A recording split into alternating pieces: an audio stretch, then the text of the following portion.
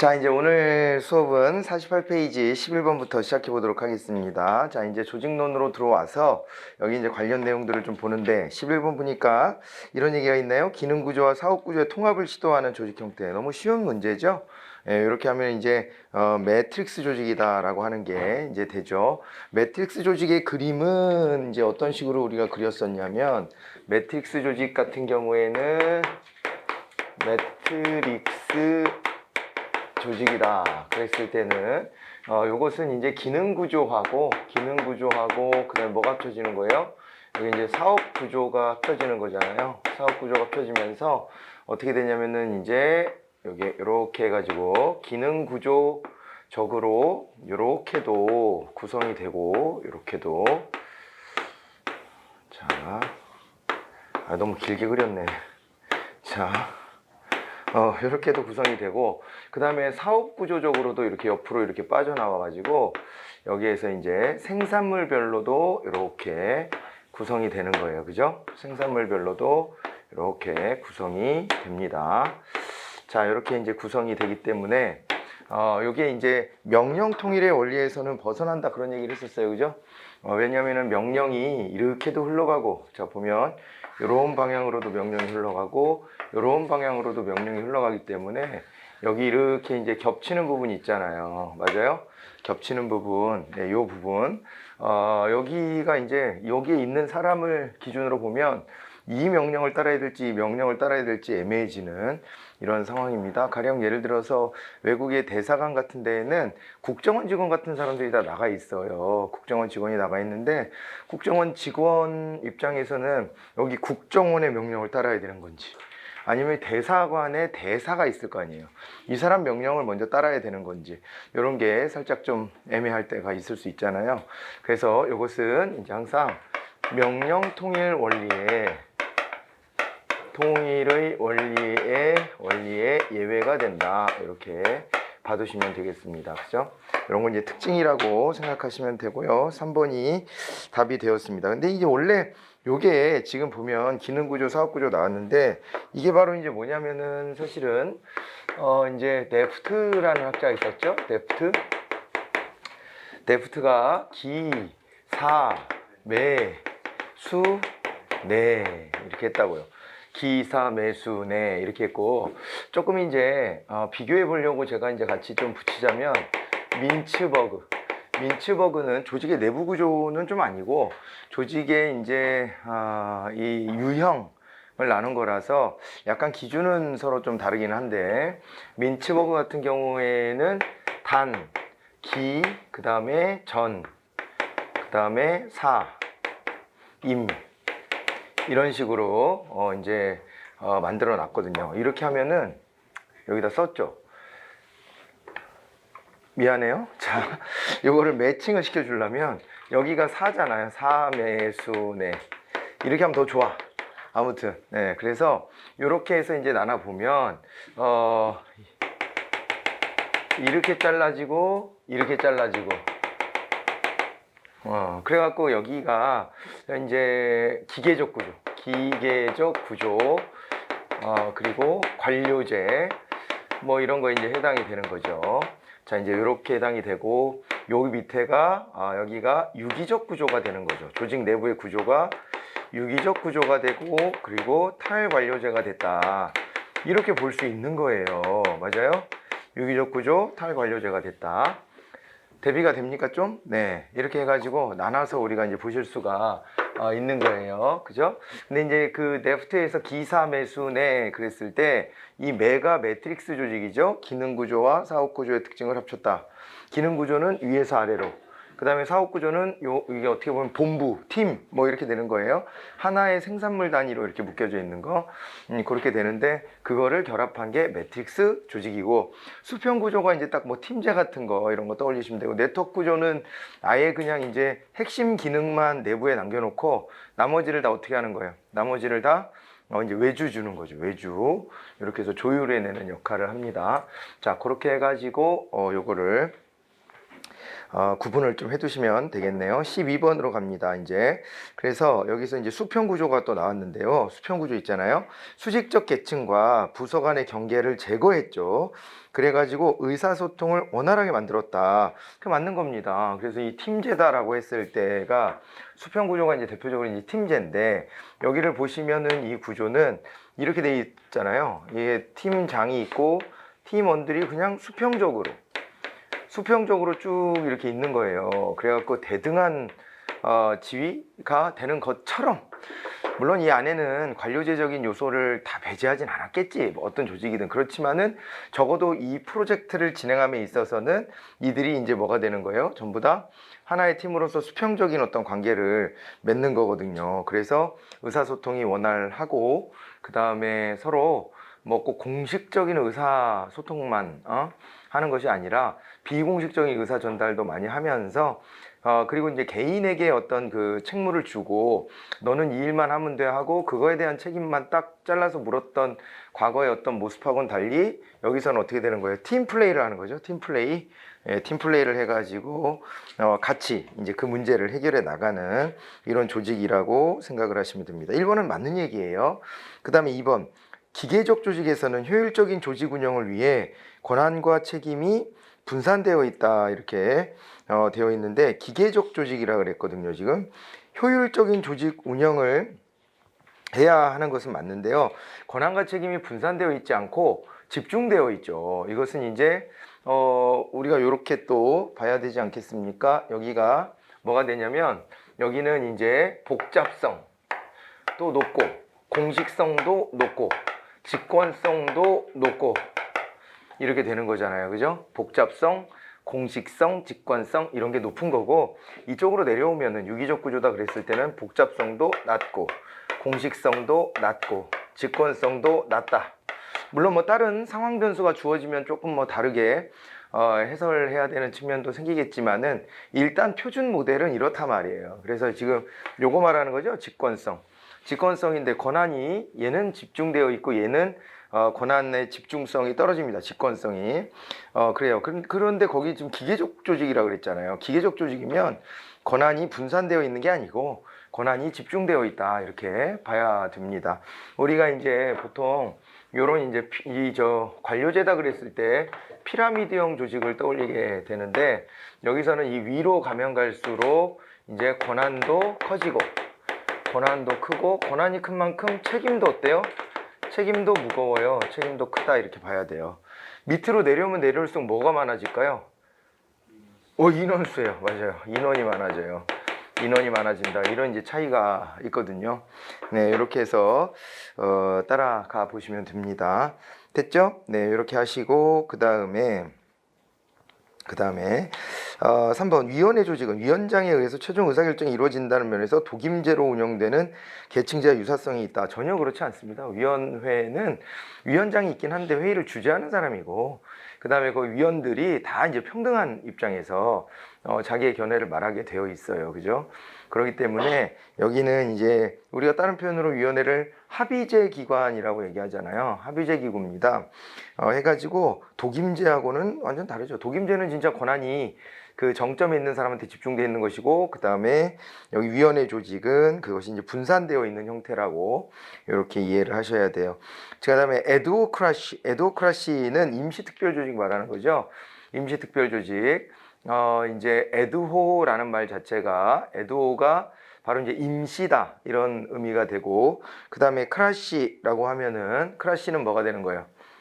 크라시라고 했을 때는 요거는 이제 관료 조직을 그러니까 조직을 말하는 거예요. 그냥 조직을.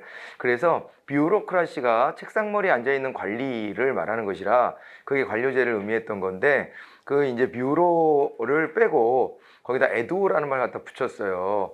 이게 이제 엘빈 토플러가 미래 충격에서 이런 단어를 썼다, 뭐 이렇게 이제 알려져 있는데, 그래가지고 엘빈 토플러에 의해 가지고 처음으로 제시된 말 에드호크라시, 이제 그것을 이제 민츠버그식으로 따지면 임시특별조직 뭐 이렇게 되는 것이고요. 그런 것인데, 여기서는 우리가 이제 에드호크라시를 했을 때는 또 이제 어떤 것들을 그래서 이 안에다 집어넣냐면은 새로운 어떤 조직 형태들을 다 이 안에 넣을 수 있는 거예요.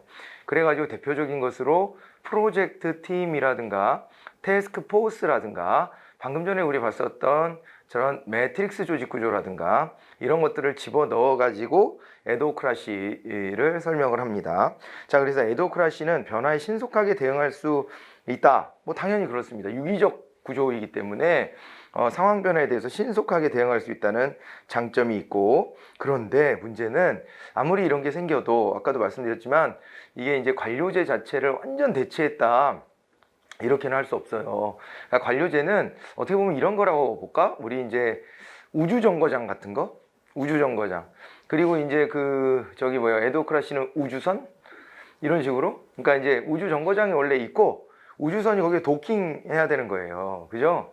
그래가지고, 이렇게 해가지고 어떻게 보면은 이게 모체가 있고, 그 다음에 그 안에서 구체적인 어떤 그 개별의 또 이제 행위 주체들이 또 들어와 있는 겁니다. 그래서 그 행위 주체들한테 유기적인 권한을 부여하더라도 상황에 대처하라고, 그죠? 그렇게 하고 그걸 신축적으로 만들었다 없앴다 하더라도 여기 이제 모체는 딱 남아 있어야 되는 거죠. 그게 바로 이제 관료제라고 볼 수 있는 겁니다. 그래서 관료제라고 하는 게 없어지진 않을 것 같다. 여러분 뭐 2차 산업, 3차 산업 이런 게 발달했다 그래서 1차 산업 농업이 없어집니까? 그럴 순 없잖아요. 그런 거랑 되게 비슷하게 이렇게 이제 어떤 변화가 오더라도 기본적으로 변화할 수 없는 이 어떤 밑바탕 같은 것들이 있어야 한다. 이거를 생각하고 보시면 좋겠습니다. 자, 그래서 답은 1번으로 이렇게 확인하셔야 되고요. 13번으로 갈까요? 네트워크 조직 구조화 과제는 일반적인 장점에 대한 설명으로 가장 옳지 않은 것이 뭐냐. 이 네트워크 구조도 또 한번 우리 좀 보겠습니다. 여기서 이제 네트워크 구조 그랬을 때에는 네트워크 구조는 가운데다가 이렇게 핵심 역량만 딱 남겨놓는다 그랬어요. 핵심 역량만 딱 조직 내에 남겨놓는데 이 핵심 역량이 바로 뭐냐 그랬을 때 핵심 역량은 이제 다른 게 아니라 기획하는 능력이고요. 기획과 그 다음에 조정의 역할이에요. 이 조정이라는 게 이제 필요한 게 보세요. 이렇게 해가지고 이렇게 이제 외부에다가 아웃소싱을 하지 않습니까? 아웃소싱이라고 해요. 아웃소싱 외주 줬다 이러는데 외주 아웃소싱을 줬을 때 이게 이제 뭐 기능별로 줄 수도 있고 아니면은 생산물별로 줄 수도 있어요. 근데 이제 그런 것들을 하나로 이제 모아내야 되는 거죠. 자기네 조직 내부가 아니잖아요, 이거는. 그렇기 때문에 이런 것들을 조율해내는 역할이 매우 중요하다라고 봐야 됩니다. 네트워크 구조. 그렇게 되는데 자, 조직의 유연성과 자율성을 이제 강화를 해가지고 창의성을 발휘할 수 있다. 이게 이제 유기적 구조이기 때문에 당연히 뭐 이런 표현은 가능한 것입니다. 통합학습을 통해 경쟁력을 제고할 수 있다라고 했는데 여기가요, 통합 학습 그랬잖아요. 예, 이런 효과가 나타날 수 있다. 이제 그래서 경쟁력을 제고할 수 있다. 그러니까 다른 바깥에 있는 영역하고의 통합, 그리고 또 이제 학습. 그러니까 이제 다양한 것들을 우리가 이제 경험하게 되고 그런 걸 받아들일 수 있기 때문에 그런 걸로 경쟁력을 제고할 수 있다라는 표현을 쓸 수가 있어요. 그 다음에 조직의 네트워크화가 되어 있잖아요. 그래서 환경 변화에 따른 불확실성을 감소시킬 수 있다 이렇게 되어 있는데 조직의 네트워크화를 통해서 유기적으로 대응하는 거잖아요. 그러니까 환경 변화가 있을 때 거기에 우리가 유연하게 대응을 못 해갖고 이렇게 주저앉지 않으려고 일부러 이제 아웃소싱을 활용하는 거니까 환경 변화가 있으면은 그 아웃소싱 맺었던 구성을 바꿔버리면 되잖아요. 그러니까 이제 다른 업체, 새로운 어떤 그 트렌드를 잘 쫓아가는 업체로 바꿔버리면 그러면은 뭐 문제가 또 없지 않을까요? 뭐 문제 없진 않더라도 뭐 아무튼 줄일 수 있지 않을까요? 환경에 대해서는 좀 더 적극적으로 대응하는 이런 것들이 가능할 것이기 때문에 그렇게 본다면은 3번도 맞는 얘기로 보셔야 될 거고요. 그러려고 만든 거예요. 그러려고. 4번 조직의 정체성과 응집력은 약화됩니다. 아무래도 그렇지 않습니까? 바깥에 있는 조직이 내 맘 같지는 않을 거예요. 그냥 걔네도 걔네 일이 있고 우리의 일을 그 일부로 하는 것 뿐이지. 일부 전체 속에 자기네 조직의 일부에 역량을 가지고 우리랑 함께 하는 것이지 걔네가 완벽하게 우리로 들어오진 않잖아요. 그렇기 때문에 우리 내부의 조직 구성원을 가지고 있는 것보다는 좀 이제 불안정하죠. 그리고 조직 구성원들이 뭐 이렇게 어떤 그 소속감이나 정체성 같은 것들을 아주 크게 갖고 있지는 못하고, 그죠? 그렇게 됩니다. 그래서 조직의 정체성과 응집력은 약화될 수밖에 없고요. 그 다음에 그렇기 때문에 한편으로는 좀 불안하기도 해요.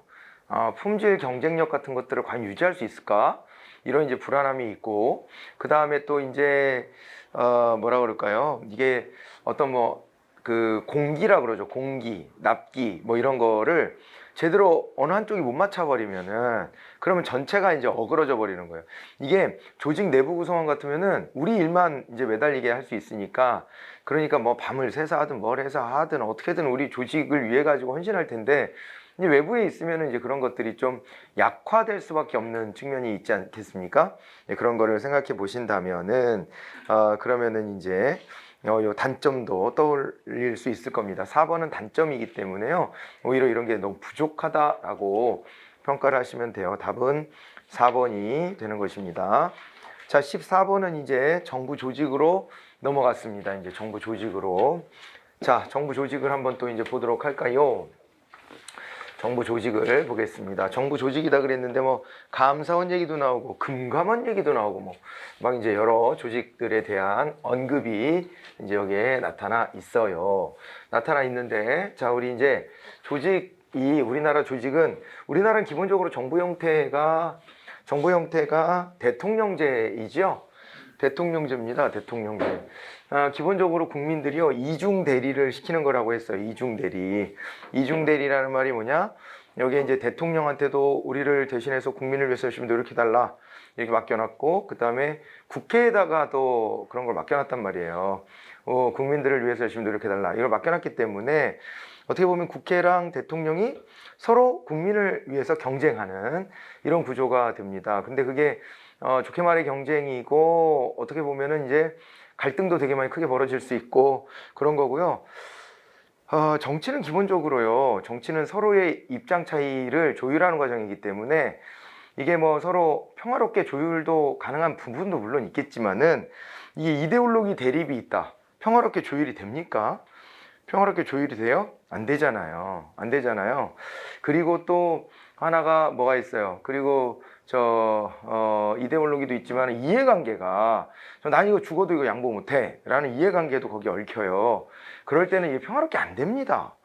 근데 그거를 우리가 직접 정치를 하면은 우리가 싸워야 될 일을 대신 싸우는 거예요. 대신 싸우는 겁니다. 근데 그 의원내각제에서는 의회에다가 맡겨서 여야가 싸우게 하는 거고, 그 다음에 대통령제로 가면은 기본 권력은 대통령과 의회가 서로 대립해서 경쟁하게 만든 거예요.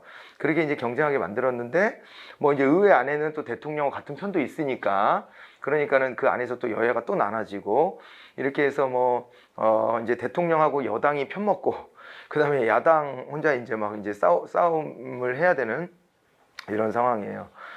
그런데 현 정부처럼 뭔가 막 개혁을 하려고 이렇게 하면은, 또 이제 그 개혁이 옳은 방향인지 틀린 방향인지는 뭐 우리 수업 시간에 그거는 평가하지 맙시다. 그런데 아무튼 간에 그 개혁을 시도하게 되면은, 우리가 행정개혁이라는 것도 공부를 했었지만, 행정개혁 혁신 같은 것들을 하려고 기존에 있던 걸 아무튼 바꾸면은 그 혁신이라고 할 수 있잖아요. 개혁이라고 할 수 있는데, 그런 걸 시도하게 되면은 그 개혁 대상으로 된 세력은 또 그 내부에서 또 반발하게 되고, 그러다 보면은 요즘처럼 희한하게 감사원하고 검찰하고 야당이 같은 편 같은 그런 느낌이 들 때도 있어요. 야당이 감사원 잘한다 말이야, 칭찬하고, 검찰 잘한다고 이렇게 칭찬하고, 그렇게 되는 희한한 상황도 벌어지는데, 이게 항상 뭐만 되면 되냐면 국민을 위해서 노력하게끔만 만들면 돼요.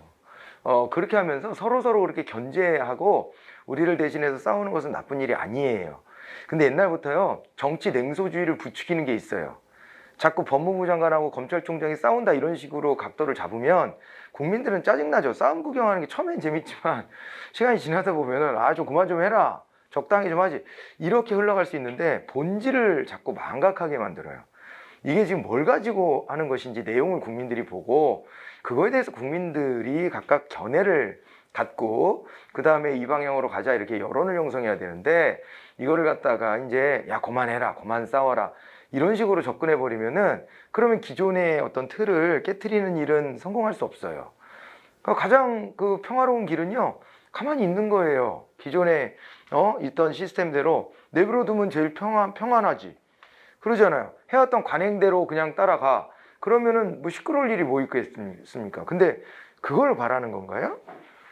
이게 정치 냉소주의라고 하는 게 이렇게 이제 부추겨지는 측면들이 굉장히 많고요. 그러다 보면은 세상의 변화는 더디게 와요. 그래서 한편으로 보자면 우리가 이제 우리 대신 싸울 때 이제 이 관점을 이렇게 바꿔보세요. 그러면 저는 국회의원들이나 정치인들이 이렇게 싸울 때 잘하고 있군 이런 생각이 야 왜 요즘에 이렇게 안 싸워? 애들이 이상한데? 의심합니다. 그리고 이제 싸움이 좀 더 이제 치열해지는 것이 좋겠다. 그리고 그런 맥락에서 다시 보면은 감사원하고 청와대가 부딪히고 검찰도 뭐 청와대를 향해서 뭘 하고 이게 나쁜 일이 아니에요. 나쁜 일이 아닌 게 예전에 권위주의 때는 대통령이 까라면 다 까잖아. 이게 나쁜 거예요. 그렇게 되면 그게 독재화의 우려가 있는 거예요. 오히려 각자 다 제 기능을 하는 거예요. 각자 위치에서. 그리고 대통령은 그걸 지켜봐주는 아량도 있어야 돼요. 그래 해봐봐. 할 수 있는 대로 해봐봐. 그 대신에 법 규정에 나와 있는 대로 해야지. 그리고 그 목표는 항상 국민님들을 위해서 하기만 하면 돼요. 그렇게 해서 돌리면 되는 겁니다. 아무튼 근데 그런 방식을 의원내각제를 채택해서 하는 나라도 있고 우리처럼 대통령제를 채택해서 하는 나라도 있는데 원래 민주주의 국가들이 대부분 채택하고 있는 건 어떤 제도일 것 같아요? 의원내각제예요. 의원내각제. 대통령제는 그 최고 권위자를 따로 선출해서 국민들이 권위를 실어주기 때문에 이 대통령이 의회를 좀 무시해버릴 가능성이 있어요. 의회를 무시하고 국민들한테 정책 책임을 지기 때문에 국민하고 직접 소통하려고 그러고 국회 제끼고 대통령 지지율 뭐 이런 게 높게 나오면 그냥 막 밀어붙일 수가 있습니다. 의회의 권한이 좀 약화될 수 있고 그게 이제 뭐 거기까지만 가는 거는 괜찮은 건데 이게 에바가 되면은 어떻게 되는 거예요? 그러면은 이제 독재화가 될 가능성이 굉장히 농후한 게 대통령제예요. 독재화 될 가능성이 또 농후하다. 그리고 이제 뭐 포퓰리즘이다 뭐 이런 얘기들 하잖아요. 그런 것도 대통령제에서 벌어질 가능성이 많죠. 국민들이 당장 달콤해하는 것들을 던져주고 인기를 이제 유지하는 전략 이런 것들을 쓰기도 한단 말이에요. 그래요, 안 그래요? 그래서 그런 것들을 놓고 보면은 아무래도 좀 이제 대통령제가 위험한 요소도 가지고 있다. 전 세계 대통령제 하는 나라 중에 민주주의 하는 나라는 미국이나 우리나라 정도 뭐 몇 개 없어요. 거의 대부분은 다 독재화가 되어 있거나 권위주의화 되어 있고 이런 경향이 좀 많고 그러나 뭐 잘하면 되지. 그 대통령제가 갖는 장점은 뭐냐면요. 근데 국가가 위기의 순간이나 이런 게 왔을 때 그것을 갖다가 대통령 중심으로 일치 단결해서 끌고 나갈 수 있는 힘이 생기는 것은 굉장한 장점이에요. 이거를 갖다가 우리가 쓰레기통 모형 공부했지만은 의회에다가 이렇게 맡겨놓으면 위기의 순간에는 개판 나는 거예요. 위기의 순간에 서로가 다 300개 입이 뚫려가지고 거기서 나는 이게 좋은 것 같아, 나는 이게 좋은 것 같아 이러고 쌈박질하기 시작하면은 그러면은 그 답이 없어요. 그럴 때는 오히려 약간은 권위적이더라도 어떻게 하는 거예요? 대통령이 나서가지고 중심을 딱 잡고 나를 따르라 하는 게 또 필요한 순간도 있기는 하죠. 그런 거는 대통령제가 또 갖는 또 최고의 장점이기도 합니다. 자, 이제 그런 거를 배경 지식으로 해가지고 우리나라의 구조를 보면 이제 통치 구조가 대통령이 있고 그 다음에 쭉 내려와서 여기 국무총리가 있고 그 다음에 어떻게 됐죠? 국무총리가 있고 쭉 내려가서 중앙행정기관이라고 하는 게 부, 여기 청, 여기는 처 이렇게 있죠? 이게 이제 중앙행정기관이라고 불리는 애들이에요. 그리고 여기에 이제 위원회들을 쓸 건데 그 위원회들은 다 중앙행정기관의 자격을 부여받았어요. 원래 그러니까 중앙행정기관이라고 우리가 흔히 표현을 하잖아요. 그 표현을 했을 때는 그 중앙행정기관은 이게 뭐가 되는 거냐면은 이게 다 부, 처, 청 있잖아요. 부, 처, 청이 중앙행정기관이에요. 부처청이 중앙행정기관인데 그렇게 돼 있습니다. 우리 국가의 이제 정부 조직법을 보면은 부처청을 중앙행정기관이라고 한다. 이렇게 되어 있는데, 그런데 여기 이제 위원회들을 쓸 거예요. 위원회들을 쓴 건데 그 위원회들을 보면 개별 법들이 다 있거든요. 설치 근거가 있어야 되니까 당연히 법률의 근거들을 다 하고 있어요. 그런데 개별 법률들에 보면은 중앙행정기관으로 본다 이렇게 나와요. 근데 본다가 뭐냐면 법에서 본다는 간주라고 표현하는데 그런 표현이 있으면 그거는 확실하게 법으로 꽉 못 박아 놓은 것이다 이렇게 생각하시면 돼.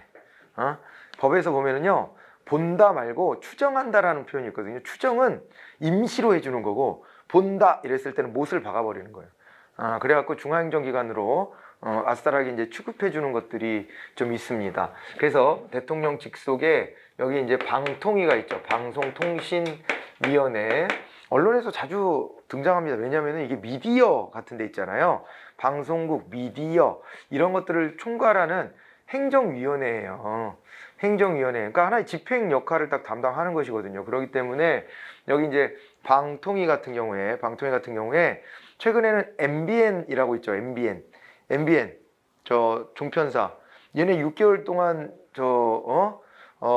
정지 매겨버렸어요. 그런 징계를 합니다.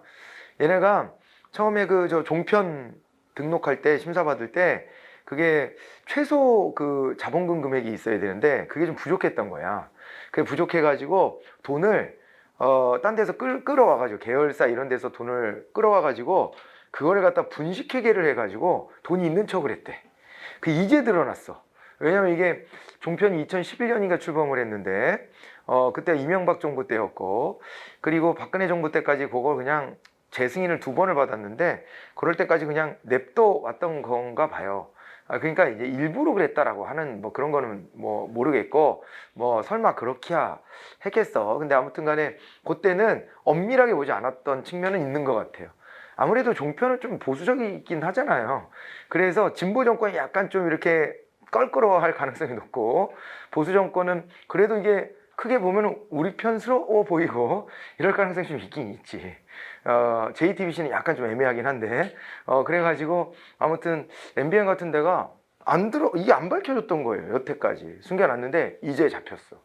이제 잡혀가지고 니네 이거 분식회계 했네? 그랬더니 헉 이렇게 된 거죠. 헉 야 6개월 동안 니네 방송 중단해. 그래 아직은 하고 있거든요. 6개월 유예 기간이 있어서 그래요. 그래서 하고 있는데 그 다음에는 이제 그 컬러바만 이제 송출이 될 예정이에요. 컬러바가 뭐냐면 왜 화면 조정 시간 그래가지고 왜 빨주노초 파란불 그렇게인가 색깔이 아무튼 이제 그 총천연색들 이렇게 쭉 해서 삐 하면서 보여주는 그것만 나와야 돼. 그럼 얘는 6개월 동안 그 영업을 못하고 그럼 직원을 다 자를 수도 없고 그럼 그 인건비 다 그대로 있고 뭐 다 그러면은요 망한다고 봐야 돼. 거의 망하기 직전까지 가지 않을까? 아주 절체절명의 위기를 맞았습니다. 그랬는데 그런 걸 다 방통위가 보고 판단하고요. 재승인도 방통위가 해주고 그러는 거예요. 얘네뿐만 아니야. 종편이 약간 좀 부실하거나 위험하거나 그런 게 좀 있어요.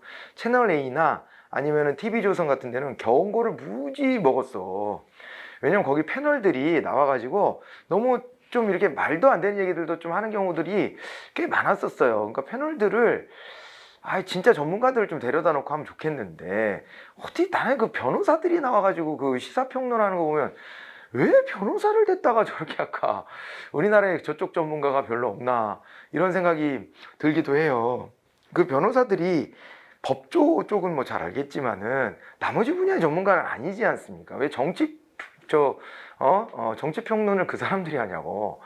그러니까는 그게 이제 자기 정파적인 그 이해 속에서 뭐 이제 말도 안 되는 막 이제 어디 그 풍문 같은 거를 가지고 함부로 방송에서 막 말하고 이런 게 있는 거예요. 그래서 그런 거 있을 때마다 방통위가 걸러내 가지고 그래가지고 고발도 받고 그래가지고 방통위가 그거에 대해서 또 징계 매기고 한단 말이에요. 그래서 벌점이 누적되면은 그 문제가 됩니다. 재승인 받을 때 그런 게 누적돼 있으면은 이제 재승인 해줄까 말까 이런 판단도 내려요. 그래서 제가 이런 사례를 다 말씀드리는 이유가 이게 행정위원회라는 게 이런 거구나. 그 안에서 행정적인 역할을 하는 거예요. 그러니까 저게 어떻게 보면은 문체부에서 해야 될 일이잖아요.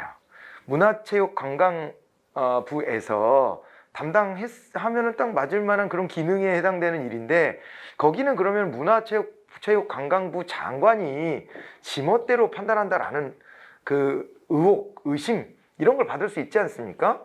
근데 방송이라고 하는 것은 정파적 이해에서 좀 벗어나게끔 해서 객관적으로 다뤄야 될 문제인데 이 문제를 갖다가 지금 현 대통령이 임명한 문체부 장관 소관으로 두면 아무래도 국민들이 그걸 신뢰하기 어려우니까 그러면은 좀 독립성을 주자 해가지고 총리 밑에도 안 넣어놓고 대통령 직속으로 넣어놓은 거예요. 그 어디 밑에는 넣어야 되니까 가장 간섭 덜 받는 자리가 여기거든요.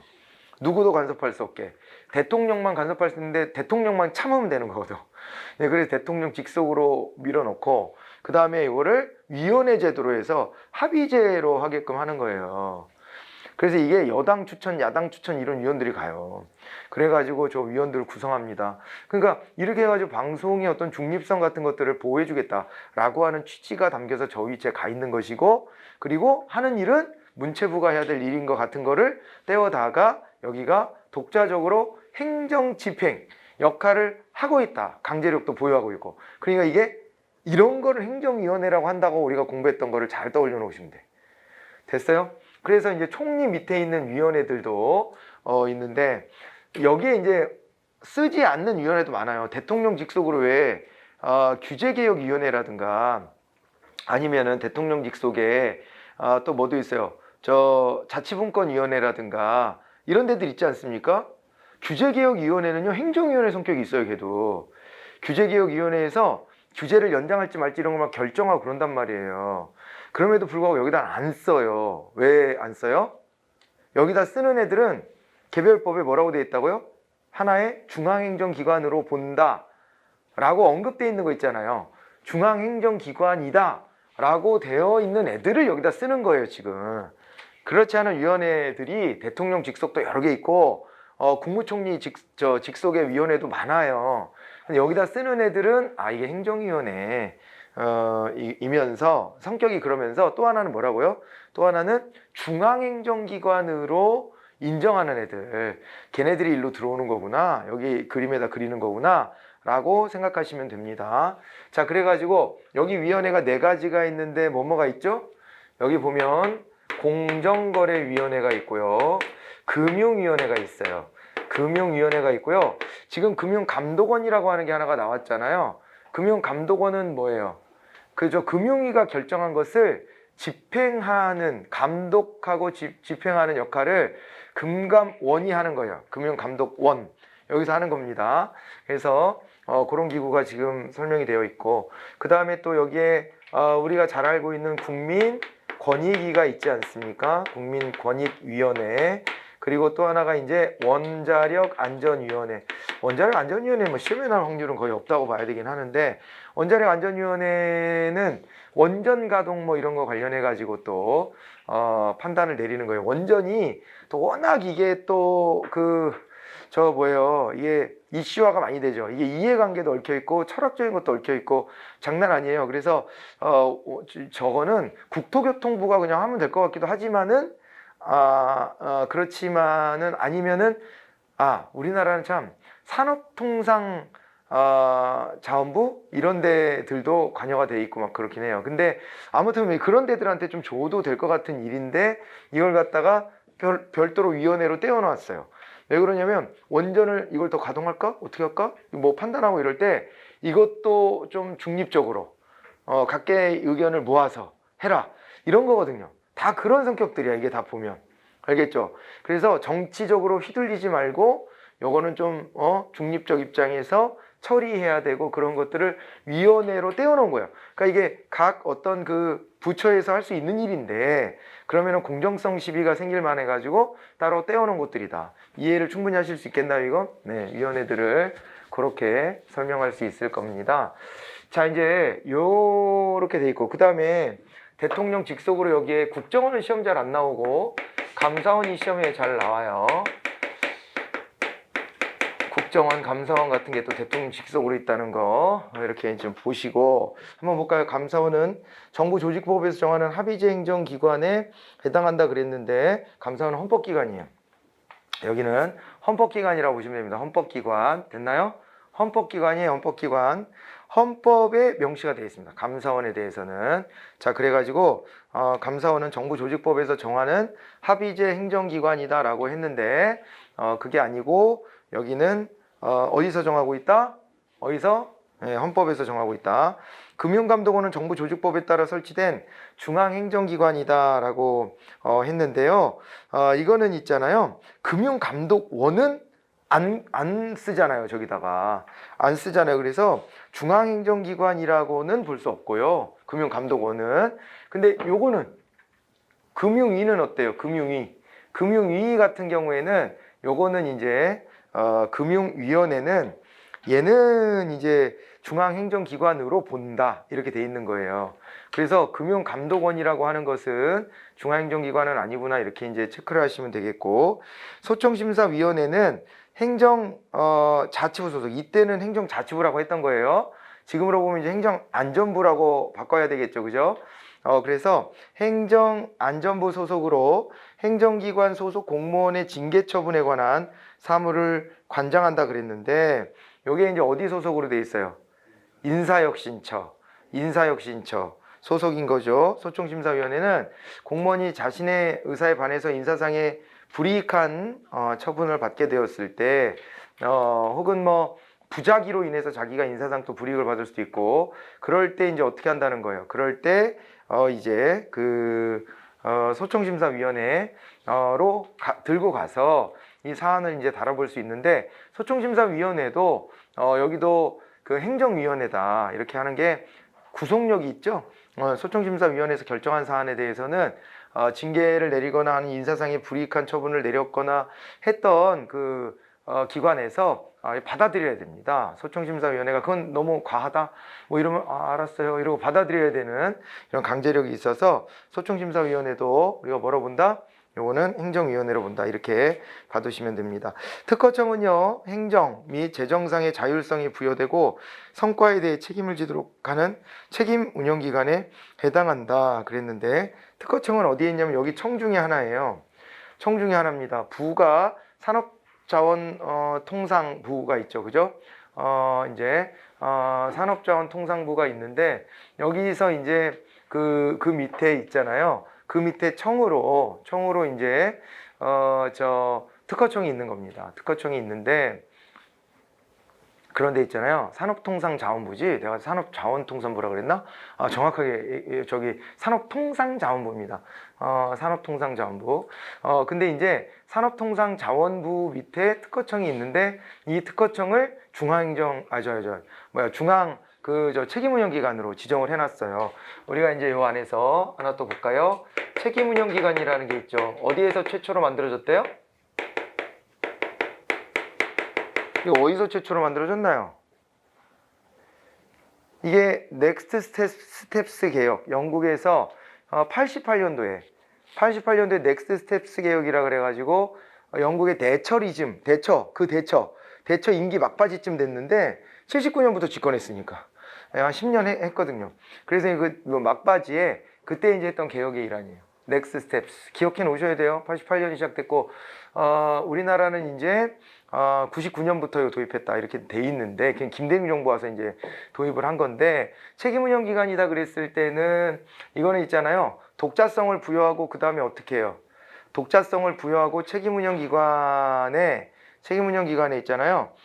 자율성을 주되 책임성도 주는 거죠. 그리고 무슨 책임을 묻는 거예요? 책임 중에 성과 책임 묻는 거예요. 그래서 이제 다 공무원으로 구성은 되어 있지만은, 그런데 어떻게 되어 있다고요? 그런데 거기에 기관장은 임기제 공무원으로 해가지고 임기를 더 안 주는 거예요. 임기를 더 안 준다. 잘못하면. 그리고 잘하면 임기를 더 주고 이런 식으로 가는 겁니다. 임기제 공무원으로 보호하고 있고, 그래서 책임을 묻는 것이고, 책임운영기관 같은 경우에는 그리고 있잖아요. 책임운영기관 같은 경우에는 어떻죠? 여기는요, 가능하면은 독립채산제로 해가지고 독자적인 어떤 재정 운영도 하게끔 해주려고 노력을 합니다. 맞습니까? 독자적인 어떤 이 회계 관리도 하게끔 하고, 그래서 독자성을 이렇게 크게 부여를 한다라고 봐두시면 되는데, 이거를 이제 비판했던 게 바로 넌리비 던리비가 관청 형성론에서 뭐라고 비판했어요? 관청 형성론에서 뭐라고 비판했냐면 저게 정부 조직이 확대되는 것을 은폐하기 위한 수단에 불과한 거 아니냐. 뭔 의미냐 저게 이렇게 했어요. 영국에서 저 넥스 스텝스 개혁을 하면서 그러면서 어떻게 했냐면은 저게 그랬거든요. 저게 정부 조직에 정부 구성원의 70% 가까이가 다 책임운영기관으로 떨어져 나가는 거야. 그러니까 그게 뭐냐, 너 왜 그렇게까지 하냐, 그럴 이유가 뭐 있냐 이런 비판도 있었던 거죠. 우리나라의 책임운영기관은 이게 이제 중앙책임운영기관이 있고요. 이렇게 씁시다. 여기다가 여기 유형을 쓰고 여기를 이렇게 할게요. 중앙책임운영기관이 있고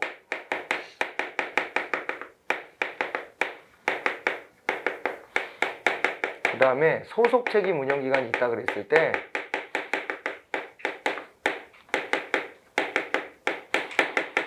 그걸 유형별로 해가지고 어떻게 나누냐면요, 교육 훈련을 위한 데도 있고 그 다음에 조사 연구를 위한 데도 있고 그렇습니다. 조사 연구형이라든가 교육 훈련형이라든가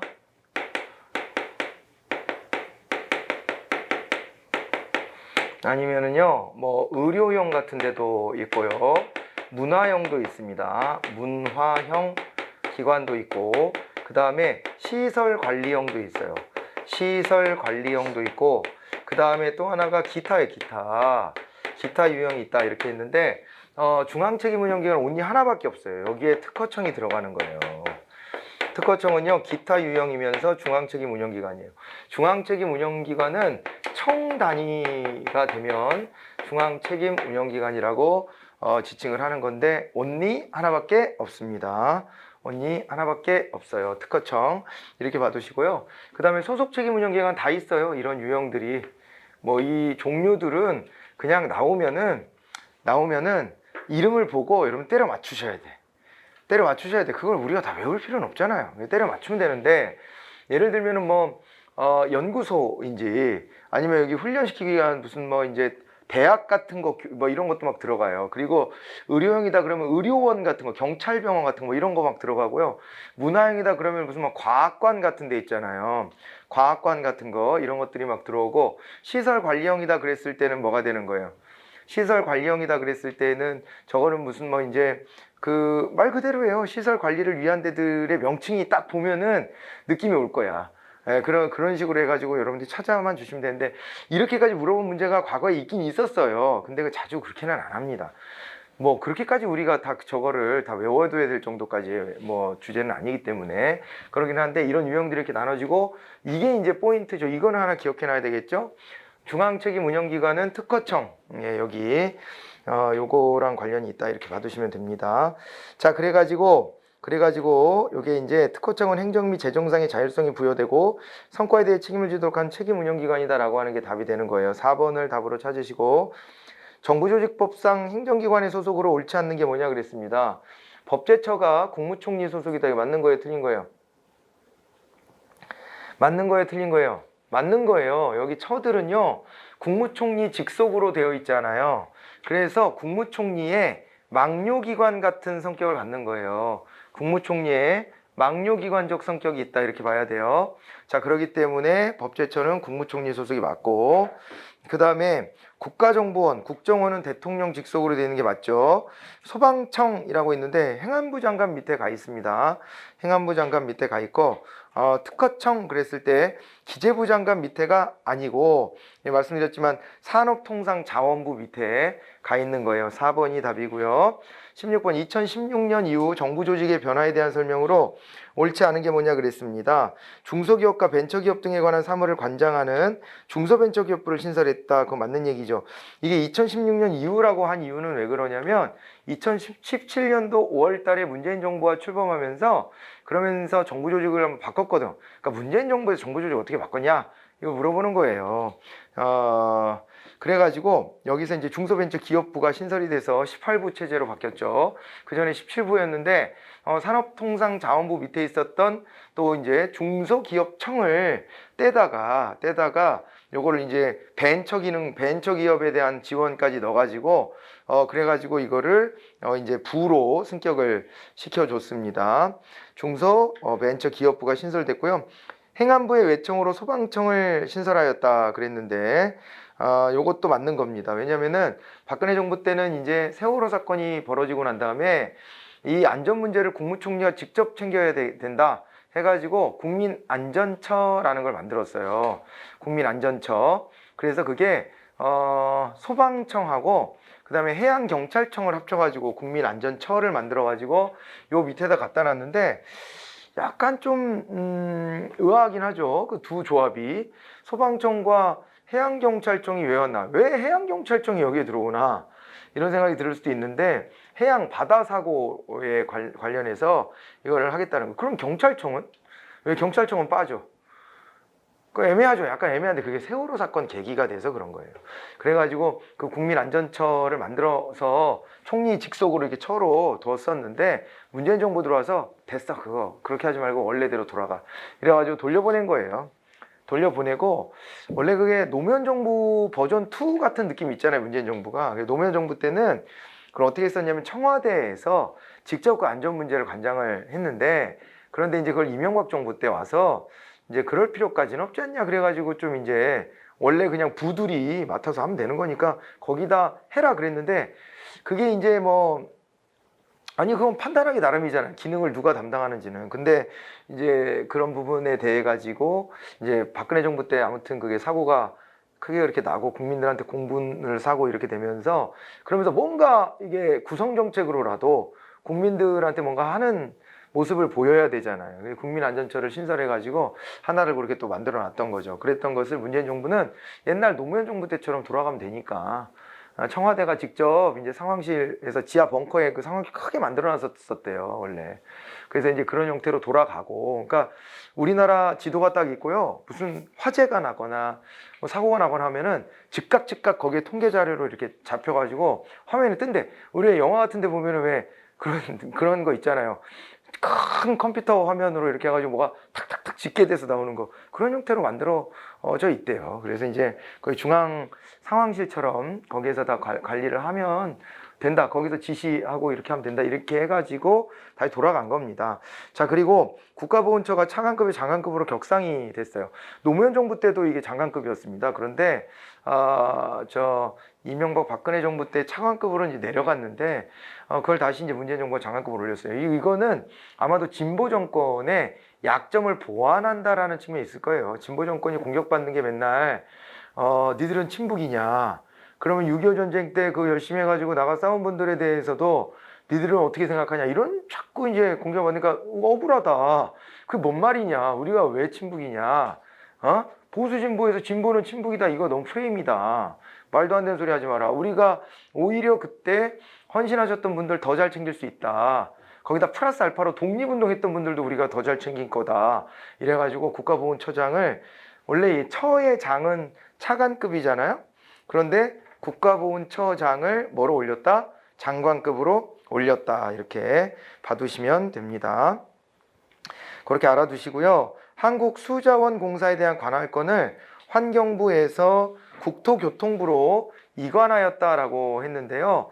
요거는 거꾸로입니다. 국토교통부에 있던 기능을 환경부로 바꿨어요. 그래서 물 자원에 대한 관리를 과거에는 뭐 댐 건설하고 막 이런 거, 특히 이명박 정부 그 4대강 사업 이런 거 있잖아요. 상징성이 있죠. 근데 그런 거를 떼다가 이제 어디다가 요거를 갖다가 이제 환경부로 이관해서 물은 환경이다. 이런 이제 진보적 아젠다죠. 진보적 아젠다로 바꿨죠. 진보 정권이니까. 네. 그런 이제 변화들이 있다. 알아두시면 됩니다. 17번으로 가보겠습니다. 행정기관에 대해서 관계법령에 규정된 내용으로 옳은 것이 뭐냐 그랬는데 부속기관이란 행정권의 직접적인 행사를 임무로 하는 기관에 부속하여 그 기관을 지원하는 행정기관을 말한다. 이렇게 나와 있네요. 부속기관이라는 말이 거기에 이제 들어와 있습니다. 자, 이제 우리가 중앙행정기관이다라고 했을 때 이게 중앙행정기관이 부처청 같은 데가 어떻게 구성이 되어 있냐면은 기본적으로요. 요렇게 해가지고 여기가 이제 개선이 이렇게 있겠죠. 개선 조직이 쭉 이렇게 내려올 거예요.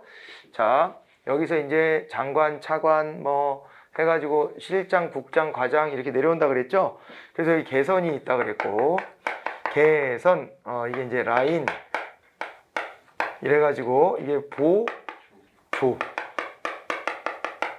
기관이라고 하는 것이고요. 자, 그 다음에는 이제 옆쪽에 여기가 이제 옆에서 스텝 기능을 해주는 이제 여기가 이제 스태프 막료 조직이 있습니다.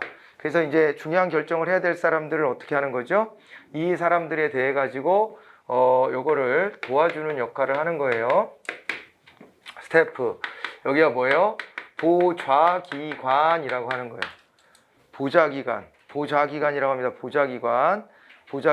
자, 그래가지고 요거를 이제 하부 조직이라고 보시면 돼요. 이게 여기가 요거랑 요거가 하부 조직, 하부 기관 뭐 이런 식으로 보시면 돼요. 이걸 합쳐서. 그리고 그 다음에 요 밑에 또 뭐가 있냐면은 요렇게 해가지고 여기 이제 뭐가 있냐면은 여기 부속기관과 그 다음에 뭐가 있어요? 여기에 특별지방행정기관이 있거든요. 특별지방행정기관 이런 게 있어요. 특별지방행정기관이 있는데 여기를 이제 또 우리가 뭐라고 하냐면 이렇게 묶어가지고 여기를 소속기관이라고 하죠. 소속기관들이라고 얘기를 합니다. 여기가 소속기관, 여기는 하부기관 이렇게 될 텐데 이제 특별지방행정기관하고 좀 이렇게 대립해서 좀 봐야 되는 게 이렇게 지자체들이 있죠. 지자체. 여기가 이제 지방자치단체가 있습니다. 왜 그러냐면은 왜 이걸 대립적으로 이렇게 그렸냐면 뭐 협력이 불가능한 게 아니고 협력도 하고 그러겠지만은 이거를 또 이제 이렇게 보는 거죠. 이 중앙행정기관이 지방자치단체에 이렇게 해가지고요. 여기다가 이제 이걸 집행하라고 위임을 해줘요.